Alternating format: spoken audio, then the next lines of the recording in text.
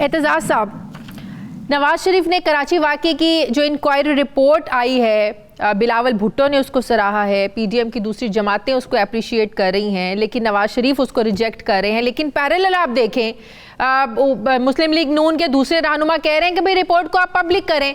बात ये है, आपका लीडर रिपोर्ट को मान नहीं रहा, तो फिर पब्लिक करने का क्या फ़ायदा? एतजाज़ एहसन साहब।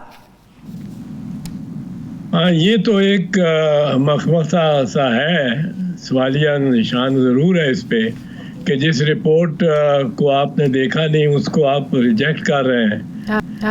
बिलावल, चेयरमैन बिलावल ने और पीपल्स पार्टी ने तो सही मेरा ख्याल है पोजीशन ली है, और वो पोजीशन बुनियादी तौर पे ये है कि हमने खैर मकदम किया इस बात का कि फ़ौज ने अपने लोगों पे का कोई एहतसाबी अमल किया है और उस पे कुछ एक्शन लिया है, और एक्शन जो लिया है वो उसमें उन्होंने ये बताया है कि कौन कौन से अफसरान को उन्होंने अपने ओहदों से और मौजूदा तैनातियों से हटा दिया है। अब इसके बाद हम तो ये कहते हैं कि रिपोर्ट जो है वो आनी चाहिए, क्योंकि अभी उन्होंने इंक्वायरी फर्दर करनी है जो जीएचक्यू ने करनी है। तो एक पहले से ज़्यादा मुस्बत इकदाम है ये। फौज ने पहले तो कभी फौज क्या सिविलियन ने भी कभी इंक्वायरी हुई, कोई कंप्लीट हुई मॉडल टाउन के वाक़े में जिसमें 14 लोग काम आए, या वो साहिवाल वाला वाक़या जो 2 बच्चे जिंदा रह गए और माँ बाप को मार दिया पुलिस ने। यहाँ पुलिस की इंक्वायरी नहीं होती तो फौज की इंक्वायरी कौन करने वाला है और करवाने वाला। पर हम ये तवक्को ज़रूर करते हैं कि हमें और कौम को और पार्लियामेंट को कम से कम इसमें तफसील में इसकी शेयर की जाएगी। जब जीएचक्यू की भी इंक्वायरी हो गई, इस इंक्वायरी की भी जो कोर कमांडर ने की है वो भी उसकी भी जो है वो शेयर करनी चाहिए। तो आप समझते हैं कि इस इंक्वायरी रिपोर्ट के आने के बाद पाकिस्तान पीपल्स पार्टी ने अपने ताई सिंध हुकूमत ने जो इन्वेस्टिगेशन एक टीम बनाई थी इन्वेस्टिगेटिव, उसकी कोई अब वैल्यू नहीं है? उसकी रिपोर्ट आए ना आए कोई फर्क नहीं पड़ेगा? नहीं, उसकी तो वैल्यू होगी, वो तो आईजी के और पुलिस के हवाले से ज़्यादा होगी ना। ये फ़ौज के हवाले और रेंजर्स के हवाले से थी, उनके बाबत और उनकी निस्बत थी। मेरा ख्याल है सिंध हुकूमत को देखना पड़ेगा कि आईजी का क्या किरदार था, या दूसरे जो पुलिस वाले सिविलियन उनके मातहत हैं उनका क्या किरदार था, उनमें से कौन किसने ठीक सही अमल किया, किसने नहीं किया। और आपको याद होगा, आपको पता ही है कि चेयरमैन जाके आईजी के घर पहुंचे और पुलिस की जो फोर्स सूबाई फोर्स है उसके साथ वो खड़े पाए गए और हौसला उन्होंने बढ़ाया। तो अब लेकिन उनके में भी कोई ऐसे होंगे जिन्होंने मतलब है गलत काम में शायद हिस्सा लिया हो, तो सिंध गवर्नमेंट को भी अपनी इंक्वायरी जारी रखनी चाहिए। और उसके तो अच्छा, इस इख्तलाफ पर आप पीडीएम में 2 साथ चलने वाली जमातें, एतजाज़ एहसन साहब, नून लीग, पाकिस्तान पीपल्स पार्टी, अब एक रिपोर्ट को वेलकम कर रही है, एक तो मान ही नहीं रही है, तो इस पर कोई तकसीम तो नहीं पैदा हो जाएगी? इख्तलाफ तो नहीं ज़ाहिर पैदा हो जाएगा? अब चलना आप लोगों ने एक साथ है, एक ही प्लेटफॉर्म पर चलना है। इसमें यकीनन नफाक तो आया है और इत्तफाक नहीं है इस बारे में दोनों जमातों के, बिल्कुल जाहिर है। अब इसको ये किस तरह रिजॉल्व करते हैं इस इशू को, ये दोनों जमातों को मेरा ख्याल कर लेंगे। बुनियादी तौर पे अगर निशाना इमरान खान ही रहते हैं तो फिर इस मामले से शायद नजरें हट जाएं। वो ये सीरियस मामला था, एक आईजी के अगवा होने का इल्ज़ाम और फिर एक लीडर के दरवाजे को तोड़ने का इल्ज़ाम। ये सीरियस मैटर्स हैं, इनको।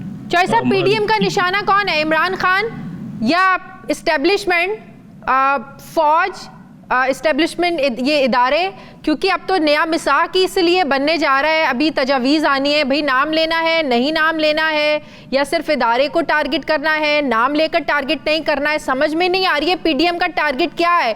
इमरान खान के खिलाफ तहरीक चलाने निकले हैं, इस हुकूमत को गिराने निकले हैं, या इदारों को टारगेट करने निकल रहे हैं, समझ नहीं आ रही। लगता है पीडीएम ने अपनी समती बदल ली है, नया मिसाक बनाने की जरूरत क्यों पेश आ रही है?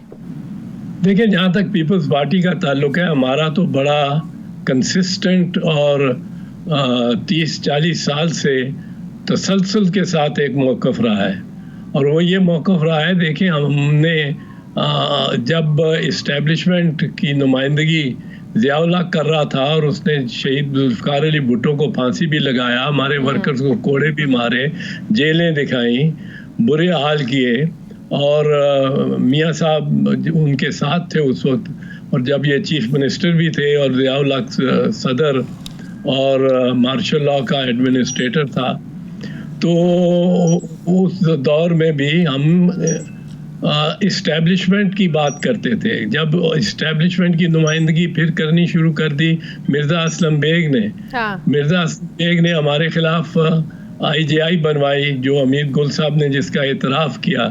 फिर उसके बाद वो आए ना जंजुआ, आसिफ नवाज जंजुआ साहब, उस वक्त सिविलियन गवर्नमेंट नवाज शरीफ की थी। नवाज शरीफ की कोई शिकायत थी उनके साथ, पर उनको बड़ी शिकायत यकीनन थी, क्योंकि उनकी बेगम ने उनके मरने के बाद, जनरल के मरने के बाद, एक FIR भी करवाई थी कि इन्होंने मेरे शौहर को जहर दे के मारा है। उसके बाद वहीद काकड़ आए। वहीद काकड़, अब वो नाम, अब ये नाम क्या है? वो इस्टेब्लिशमेंट तो चलती जा रही है ना तसलसल से। वहीद काकड़ के साथ भी ना बनी, जहांगीर करामत आ गए, उनके साथ भी ना बनी। उसके बाद मुशर्रफ आ गए, मुशर्रफ ने इन सब को गिरफ्तार कर लिया, सारे खानदान को, और सारे उनसे जिला वतनी का मायदा करके, NRO करके आप बाहर चले गए। तो ये नामों में क्या है? हम तो कहते हैं, फोकस करते हैं, नाम कोई भी हो, नाम अगर लेना है, मियाँ साहब ने कमर जावेद बाजवा साहब का तो बेशक लें, पर ये याद रखें उनको मुकर्रर भी आपने ही किया था, और उनको फिर एक्सटेंशन भी आपने वोट दे के एक्सटेंशन दी थी, और वो एक्सटेंशन दिए भी कोई ज्यादा अरसा नहीं गुजरा। तो नाम लेना, ऐसा तो नहीं हो सकता कि प्लेटफॉर्म एक हो, स्टेज एक हो, एक तरफ से इदारों को टारगेट किया जा रहा और नाम लेकर, और दूसरी पार्टी अपने आप को डिस्टेंस करने की कोशिश कर रही है। ये तो नहीं हो सकता। जिम्मेदारी आप नहीं समझते फिर तो उस स्टेज पर खड़ी उन 11 जमातों की होगी जो बात नवाज शरीफ करेंगे, नून लीग करेगी? नहीं, हमारा जो मैंने जैसे अर्ज किया, मौक़िफ़ बड़ा कंसिस्टेंट है।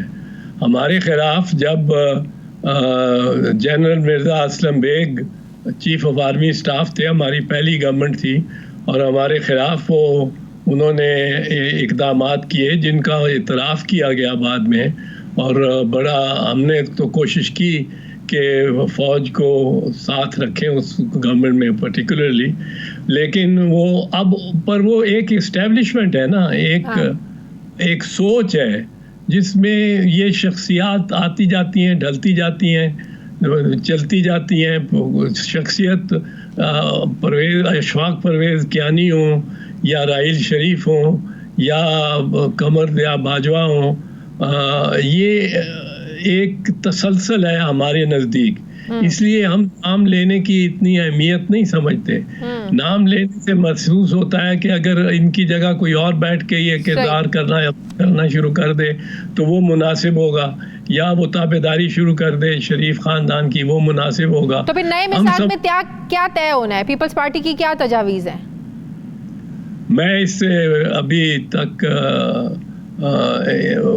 इसमें नहीं हूँ, इस लूप में नहीं हूँ कि जिसमें ये पता हो कि मुझे क्या तजावीज़ दी जा रही हैं, पर ये बात एक तसलसल से, और इसलिए हम बात जो आपने इस वक्त सबसे बड़ी मुतनाज़िया बनी हुई है, वो ये है कि नाम लेना है, कि नाम के उस सोच को जाहिर करना है। बिल्कुल सही। उस सोच, उस माइंड सेट को हम चाहते हैं कि वो माइंड सेट तब्दील हो, और वो हर एक शख्स में, हर फौजी और हर सिविलियन के माइंडसेट में को वो इस तरह चेंज करना पड़ेगा अगर जमहूरियत को मुस्तहकम होना पड़ेगा। अच्छा, चॉय साहब, आज स्पीकर कौमी असम्बली ने पार्लिमानी रहनुमाओं का इजलास तलब किया था। अस्करे क़यादत ने भी शामिल होना था, वज़ीर आज़म ने भी उसमें आना था और उसमें अहम कौमी सलामती के अमूर उन पर बात होनी थी। कहा जा रहे थे गिलगित बल्तिस्तान का इशू उसमें डिस्कस होना था, इंतखाबात से पहले जो सूबा बनाने की बात हो रही है। अब समझ में नहीं आ रहा,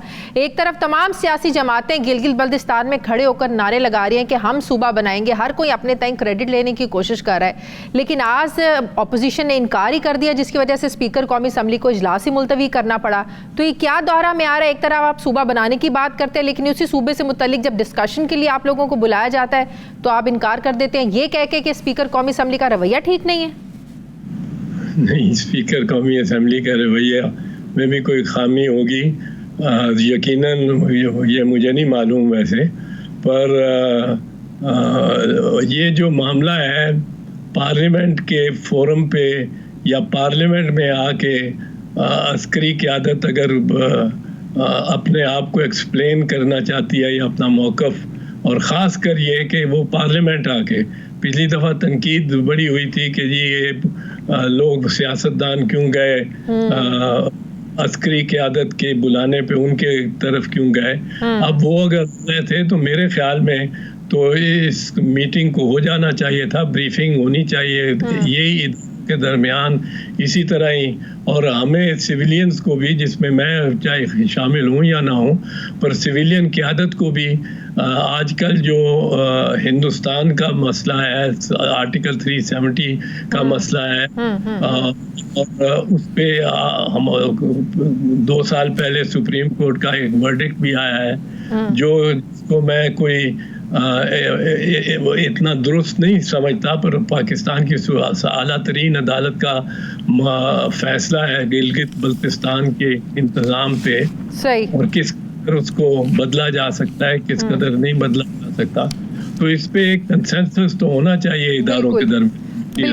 अच्छा, वैसे तो गिलगित बल्तिस्तान में इंतखाबात के हवाले से ही देखा है, जिसकी मरकज़ में हुकूमत होती है वही वहाँ पर हुकूमत बनाते हैं, और लोग वोट भी इसी माइंडसेट से देते हैं कि जो हुकूमत में है ज़ाहिर है उसी को वोट देंगे तो जो भी आएगा तो हमारे काम मसाइल हल होंगे।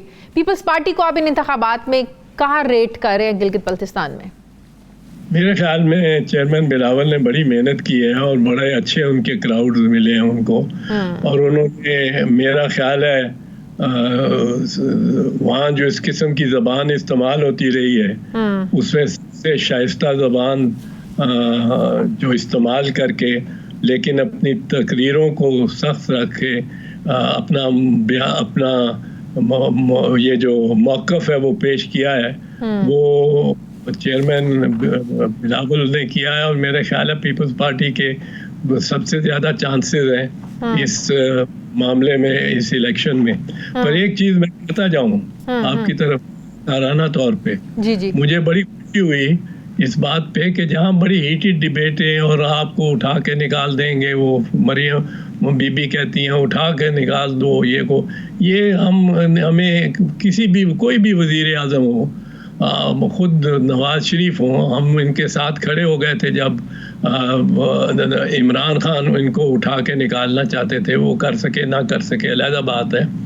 ये अगर कहें कि वजीर आज़म को उठा के बाहर फेंको तो इसका मतलब है ये तो फौज को बुलाने के मुतरादिफ हुआ ना।